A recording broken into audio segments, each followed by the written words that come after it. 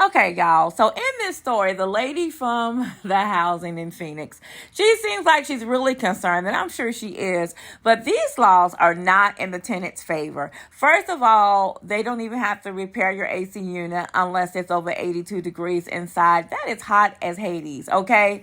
Second of all, they say that they rarely find a landlord, y'all. They really want to work with the landlord to find a resolution for the tenant, which is understandable, but I feel like you need to be finding it behind so that for future reference, they will take care of these issues quickly, okay? What you need to do as a tenant is to make sure that you send them a certified mail in the letter, so that in the mail, so that they can make sure that they get that communication. It's on record.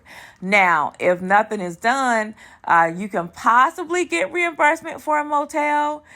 You can get an AC unit reimbursed as well, maybe able to break your lease. The advocate was just not really advocating. It just wasn't giving me the certainty that I got when I did Phoenix the Texas apartment story. has been on the fritz since May. It is blowing, but if you feel it, it doesn't feel cold. It just feels a little cool. Our camera rolling as the thermostat ticked up from 81 degrees to 84. That violates the city's cooling ordinance, which requires landlords keep the temperature under 82 degrees. I can't go through 2 more months of staying in the heat. Like, I have to have a proper home for my kid. The city of Phoenix encourages residents in Reyes's position to call them. Have you seen kind of a surge in calls? Oh, goodness. Yeah, 78 yesterday. I did count.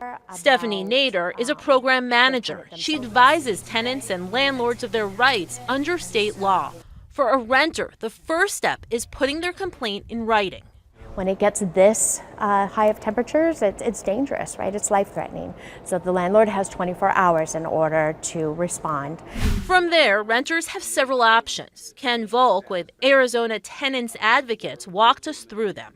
It ranges from obtaining the service yourself, for example, by renting an air cooling unit and taking the cost out of the rent. Volk explains a renter can also stay at a hotel. The amount you'll be reimbursed depends on how much you pay each month. If the problems continue, you might also be able to break your lease. Do you think there's a message in this for tenants? Yeah, become familiar with your rights and be prepared to exercise them. Caseworkers like Nader can also refer landlords to their neighborhood services department. They open cases and conduct inspections. They can also issue a notice of violation, which can ultimately lead to a fine. Since this stretch of 110+ degree temperatures began, they've opened 40 cases. Those repairs do need to be made in a timely manner. As for Reyes, What's your message to the owners of this property? I appreciate their help and everything they've done for me so far, but I really just want to kind of terminate the lease. Now, I reached out to the property management company. They tell us the parts needed to make those repairs to his AC are on back order, and they offer a variety of options to keep their tenant safe.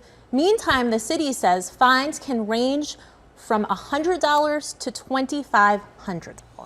So what's the takeaway if a renter is having a problem with their landlord? Yeah, I put that question to the advocate who you saw in the story, and he says, while phone calls and text messages may seem like the easiest way to communicate with a landlord, you really want to put everything in writing. And he said you want to put it in the certify the mail, or so to make it so that there's a Paper record. trail. Yes, exactly. Yeah, and